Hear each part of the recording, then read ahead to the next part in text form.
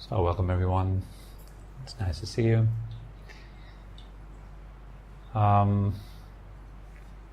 have recently finished 200 episodes, so I take the occasion to start from scratch, talking a little bit about the stage-by-stage development of meditative practice, how we get started with the path, what the first elements are, etc. So I will cover them in great detail from now on, starting with the very first point, which is the 3 points of preparation, or sometimes call them the 3 conditioners of meditation practice. And the first one of those 3 conditioners is the physical posture. And there's a few things to be said about the physical posture while you're meditating. First of all, there's no rush, give it time. It takes a lot of time to develop proper posture. Many people, they come to this development with great impatience. They want to rush things, they push it, they injure themselves, they sit too long in bad posture, actually hurting themselves and so forth. So it's really important to take your time. And if you can find somebody that can professionally help you with the development of the posture. If your meditation teacher is really, really good at meditation posture, if you know somebody who is excellent in meditation posture, consult the meditation teacher directly, or if that is not the case, then find some really good yoga teacher, qualified yoga teacher, also very important, to help you with the development of proper posture. Everybody has a different body with different needs that should be addressed differently. Like when you go to the pharmacy, for example, you have many different types of medicine in the pharmacy available for many different types of people, many different types of ailments. There's not just one medicine. Yes. So this erroneous belief to assume that there's one posture that is exactly like that for everyone, or there's one path to that posture for everyone and it's exactly the same. That is not the case. Posture also involves many more things than just sitting still in the body. Posture also, what I mean by posture is the development and the cultivation of your environment, like how you lead your life. Posture also means, for example, where do you live? Is that a conducive environment to meditation practice? How about people around you? What company do you have around you? What kind of friends do you have? Are they inspiring you? Are they helping you to actually meditate? Another point that I consider to be part of the training of posture is structure, daily life structure, having a certain structure in your daily life, meaning setting aside time for the cultivation of meditation practice. That you will do naturally when you feel that meditation is something that's important for you in your daily life. And that will come, of course, with growing experience in meditation practice. Then you see, okay, it benefits you, it does you well. It is good for you to sit down, to become quiet, to rest the mind. It is something very good. It leads to happiness, it leads to well-being, it leads to insight, it leads to the abandonment of suffering, of problems and stress. It leads to the accumulation of happiness, benefit, well-being, good health, etc. If you contemplate like this, you want to practice meditation. And for many people, that comes with suffering. Suffering is one of the best motivating forces to make you want to meditate. It is very often only due to suffering that people actually seek out books about meditation or find a meditation group or meditation teachers or something like this. It is due to stress, for example, for many people, that they actually get interested in meditation. Or it is boredom, or it is some problem in their life that they're experiencing, relationship problem, or the death of a loved one or something like this. It makes them go inward and think a little bit deeper about life. And that then leads to seeking out meditation practices. So all that also I would count as something that induces a good structure, like having interest, being enthusiastic about meditation practice. Then you naturally find a structure. Structure, in my opinion, is not something that can really be forced. When you feel passionate about something, when you feel joyful about something, you naturally take time for it. Because it's naturally important for you. You see a value in it. And you make time, right? So make sure to create the causes for good structure. The structure has its own cause. As I just mentioned, interest and enthusiasm and so forth, suffering. And faith in the practice as well. If you experience suffering in combination with faith that meditation can help you with your suffering, this combination is very good. That is going to make you sit down and actually cultivate properly.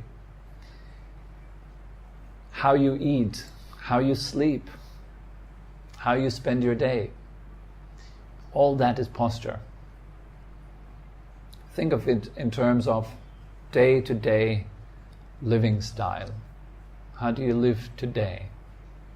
What are you doing today? It helps to maybe have a diary or something like this, or you can write down how you spend your time. Or maybe asking yourself the question, what am I doing right now? What's my current direction in life? Where am I coming from right now? What kind of state of mind is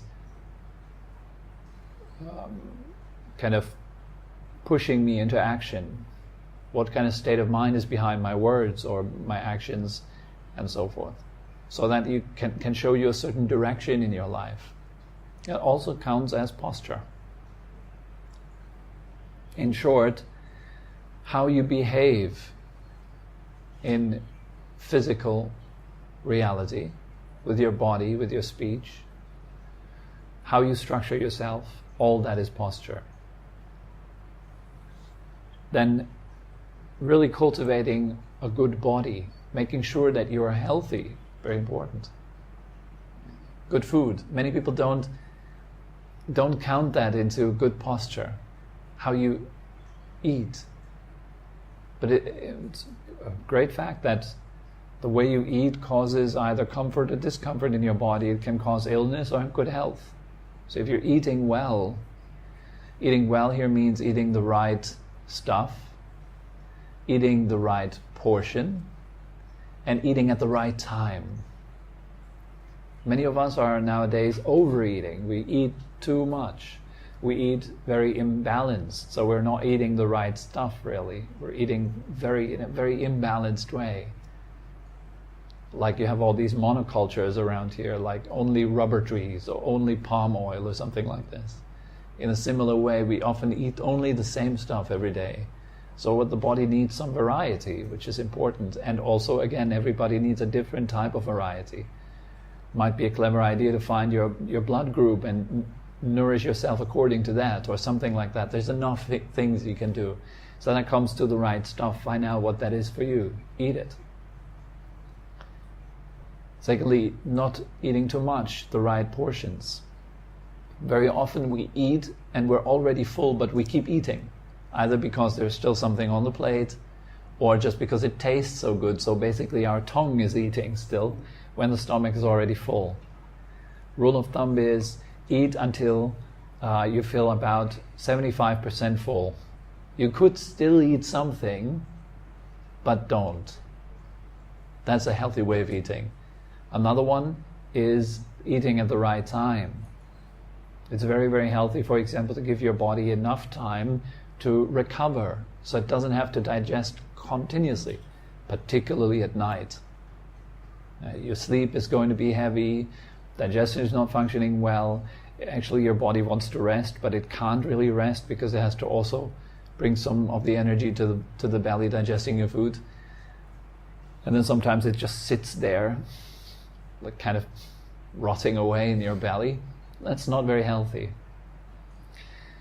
So important would be to eat at in these ways. Also, that is part of posture. It will make your body more light, more open, more healthy and energetic.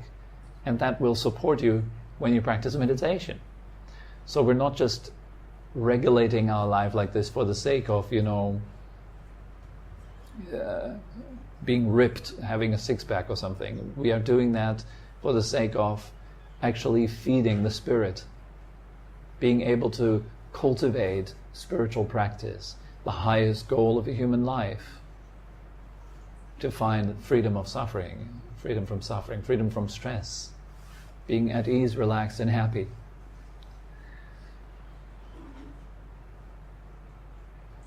Now coming to the actual development of the posture, there's a few points. The Tibetans usually introduce the posture in 7 points. The first one being crossed legs. Many people ask, why do we have to cross our legs? What's the point? Can I not just sit on a chair? Yes, you can. It's fine to sit on a chair. The Buddha also sat on chairs. Yes, it's not a mistake to sit on chairs. And you can meditate sitting on chairs. You can meditate also in a kneeling position, or if you're an insomniac and you have difficulty sleeping, you can also meditate lying down. But in general, why do we cross our legs?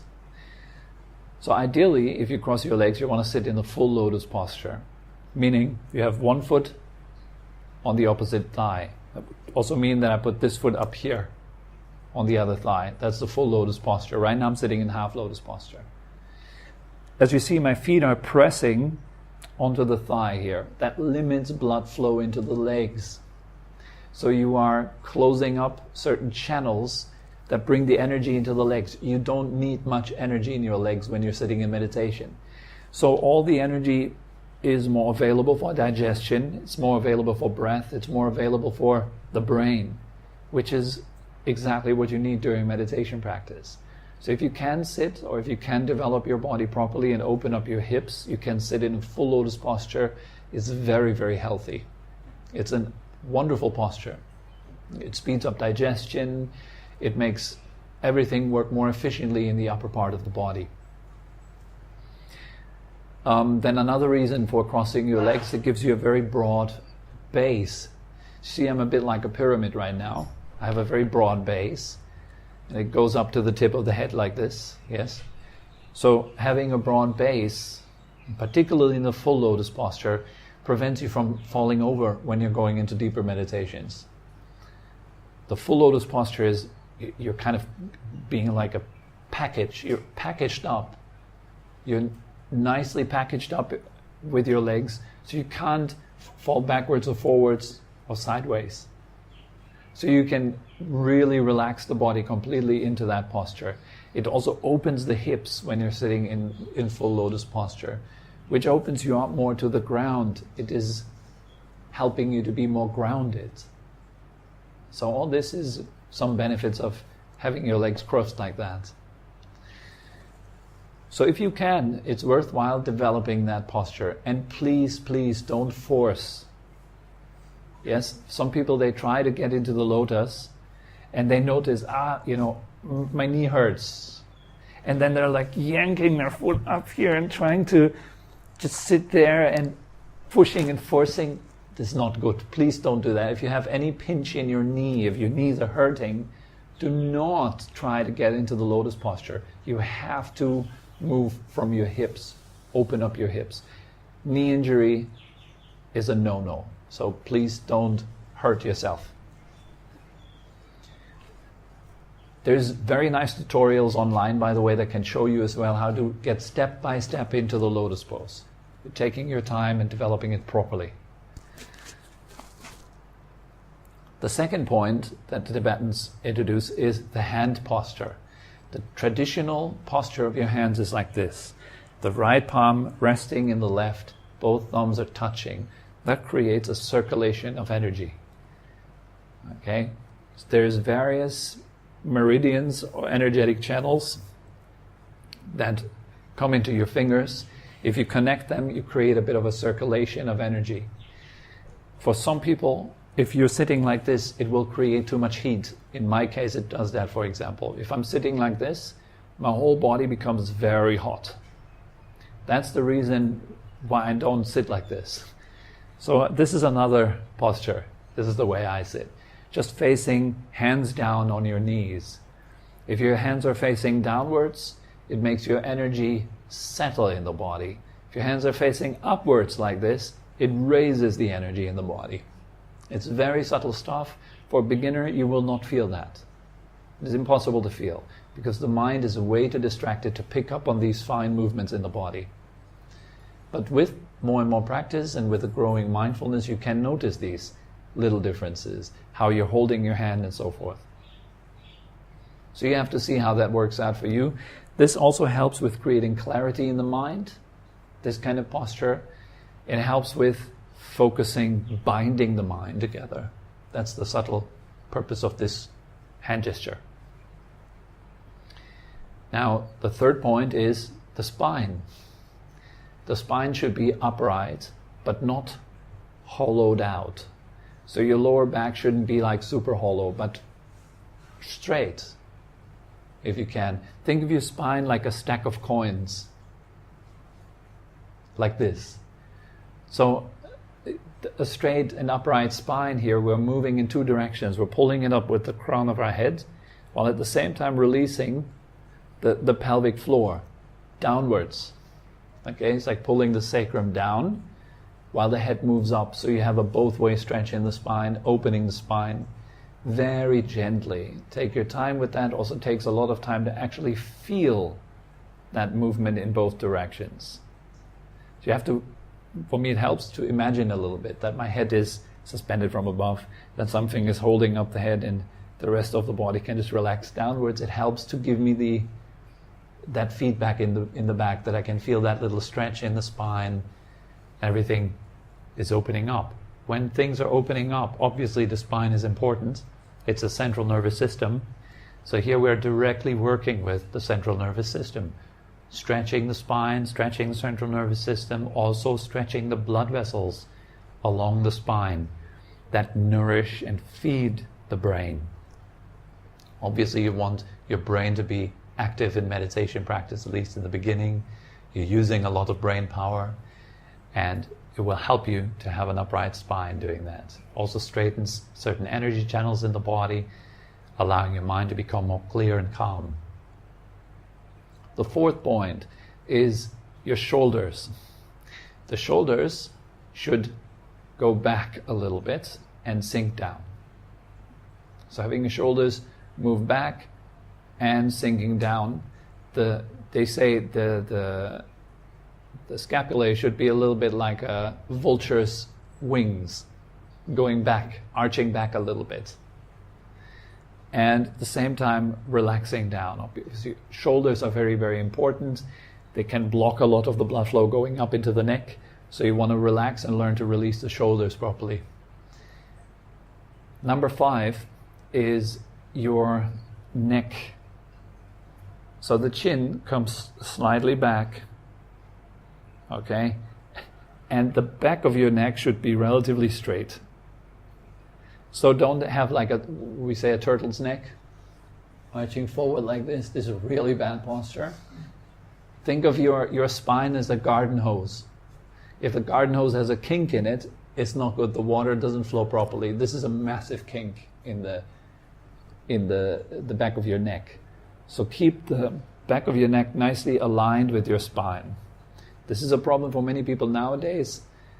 With using our phones all the time, the head is falling forward. We call that a forward head posture.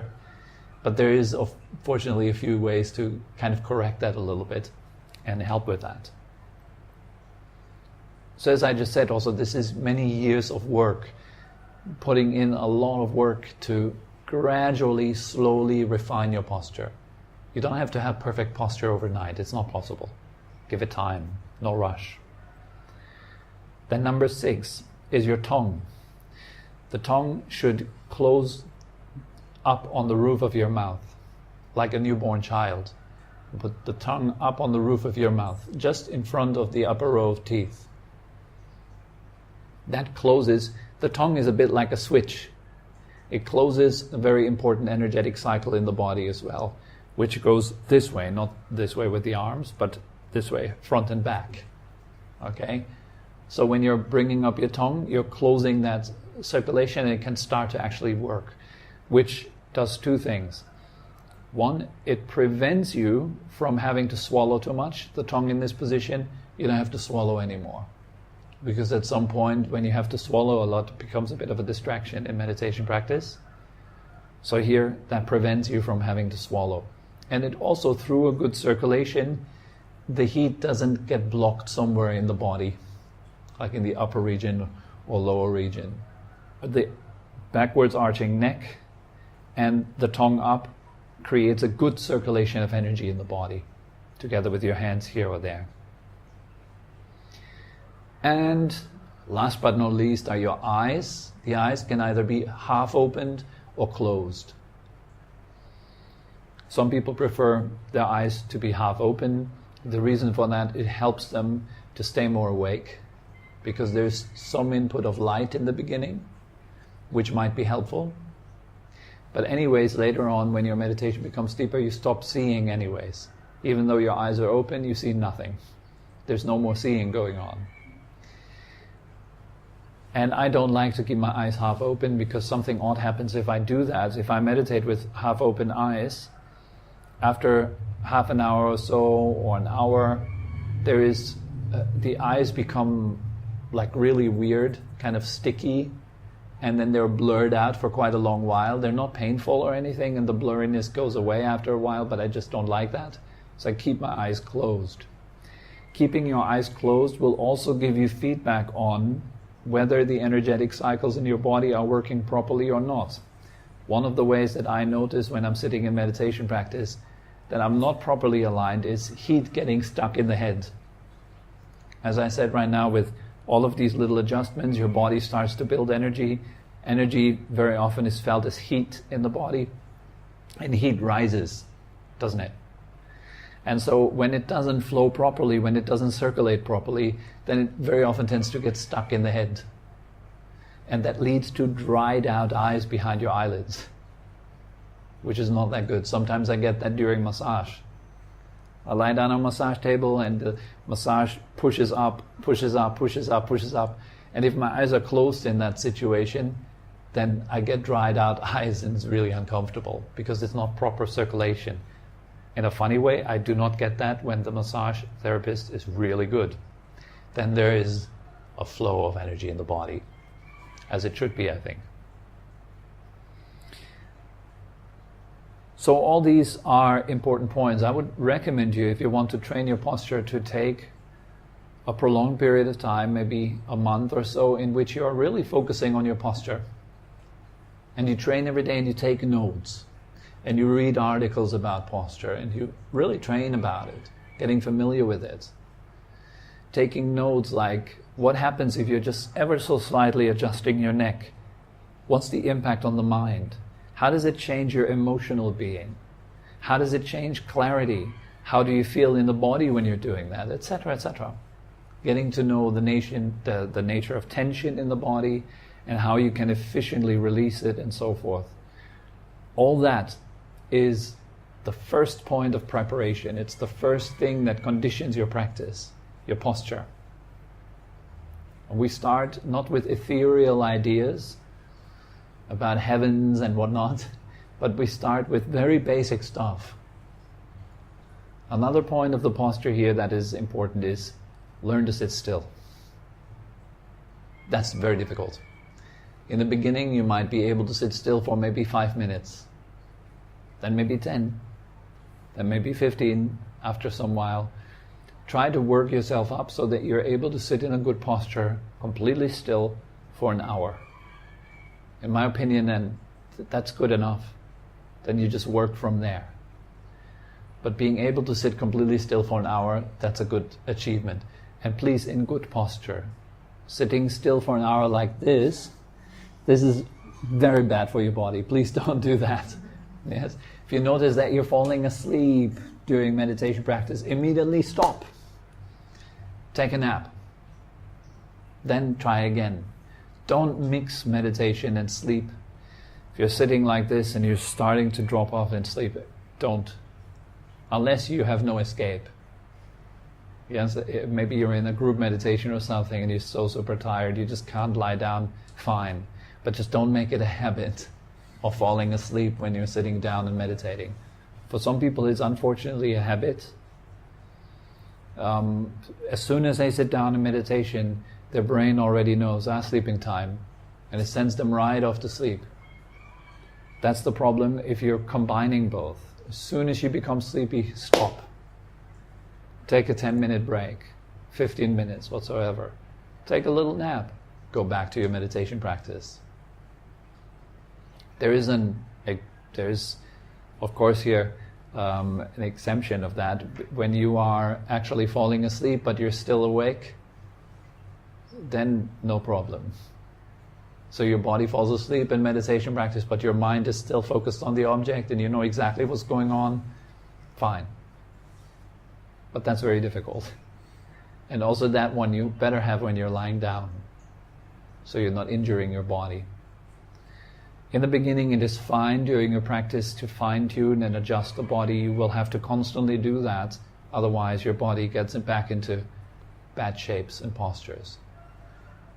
So try to sit as still as possible while internally constantly adjusting, letting go of tension, softening again, etc., etc. So this is pretty much all that comes to mind for the development of posture. Of course, there's a lot more to be said about each one of these individual points, but we don't have to overdo it and create a scholastic work. That is enough for practice, I think. Now, are there any questions?